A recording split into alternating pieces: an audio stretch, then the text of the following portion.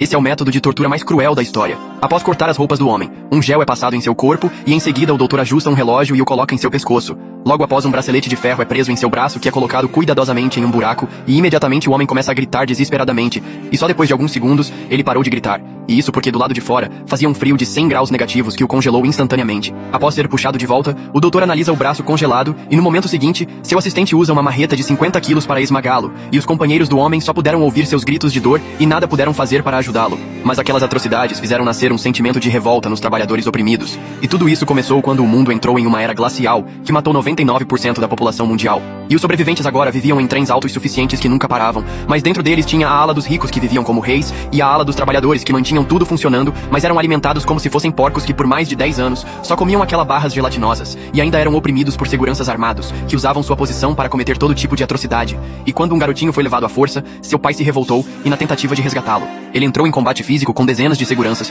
e obviamente acabou sendo dominado, e enquanto via seu filho ser sequestrado, o homem ainda recebeu uma punição exemplar, e esse foi o motivo dele ter perdido um braço naquela tortura.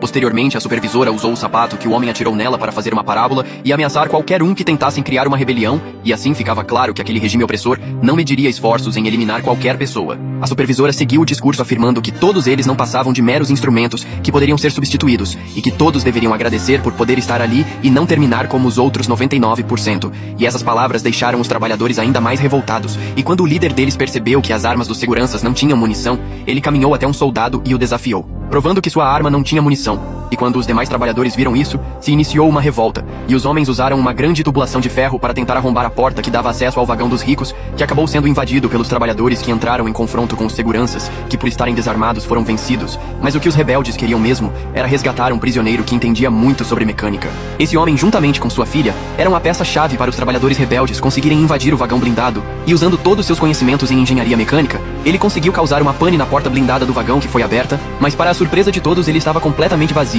E isso porque aquela só era uma das composições que faziam parte do vagão blindado. E quando a segunda porta foi aberta, eles descobriram que aquelas barras gelatinosas eram feitas de baratas moídas, e isso deixou o líder dos trabalhadores enojado. Mas mesmo assim, a fome era maior, e eles comeram todas as barras. E quando o engenheiro conseguiu abrir mais uma porta, sua filha gritou para os trabalhadores, que logo perceberam que eles caíram em uma armadilha feita pelos ricos, que mandaram dezenas de mascarados armados com machados. Naquele momento, os dois grupos estavam frente a frente em um corredor apertado do trem, e enquanto o clima de tensão só aumentava, a supervisora deu um ultimato para os trabalhadores que tinham exatos 60 segundos para recuar, e no momento seguinte, o pior aconteceu.